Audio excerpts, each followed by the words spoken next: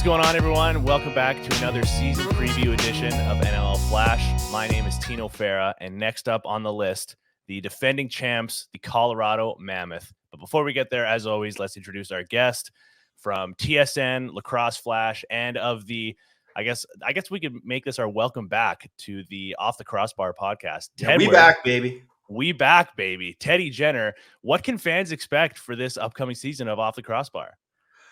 Just, more guests, more fun, more Pat and I making fun of each other, and some good box bets, thanks to our friends over at CoolBet. But, it's just your regular podcast, same as every year. We just try and get guys to open up and have some fun and tell some stories and make sure the fans are up to date as possible.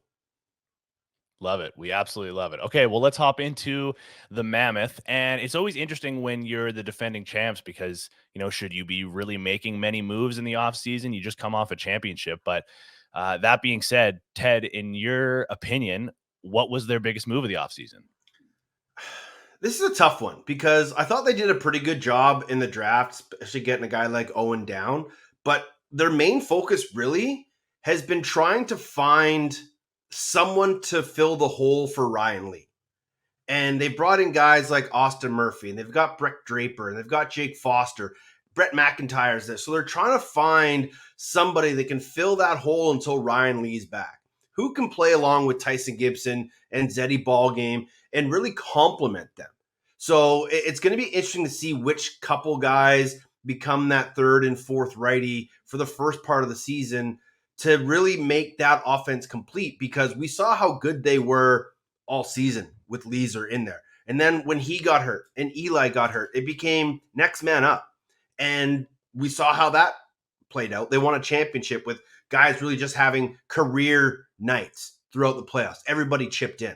And that's what it's going to have to be again this year. So I don't know there's one specific move. I think Brad Self and Pat Coyle have really been focused on keeping the nucleus together, make sure everybody's healthy, sign those veterans like Johnny Lintz, and just find someone that complements that right side until Leeser gets back.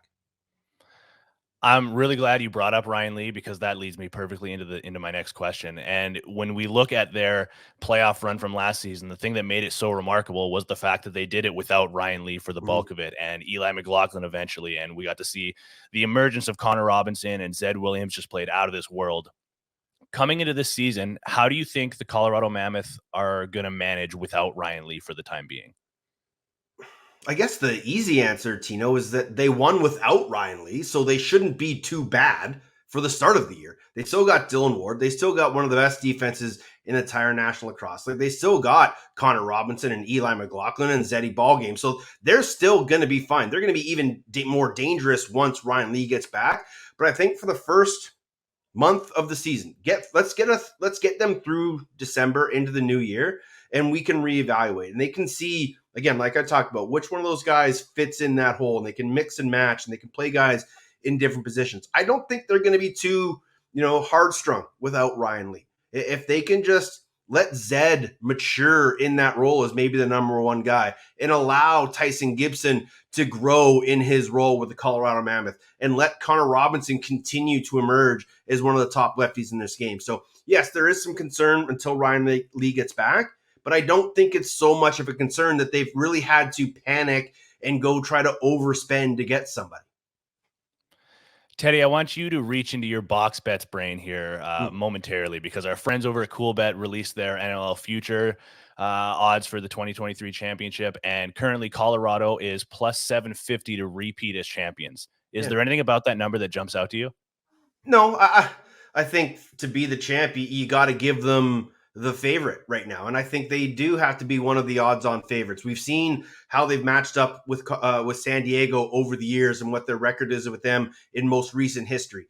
They ran through an Eastern Conference, which a lot of people thought was unbeatable by a Western team.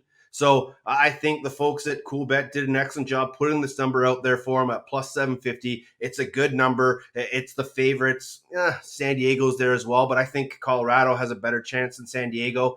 But it's going to be interesting to see. But I think, as we've seen over the years, CoolBet knows their stuff, and they don't mess around, and they don't put these numbers on teams lightheartedly. So they put the effort in and the hard work in. I know Colorado is going to too. So plus 750 is pretty much right where they should be. Teddy, thank you very much for joining us for another episode of NLL Flash. For Teddy Jenner and myself, Tino Fera, you've been watching NLL Flash, and we'll see you next time.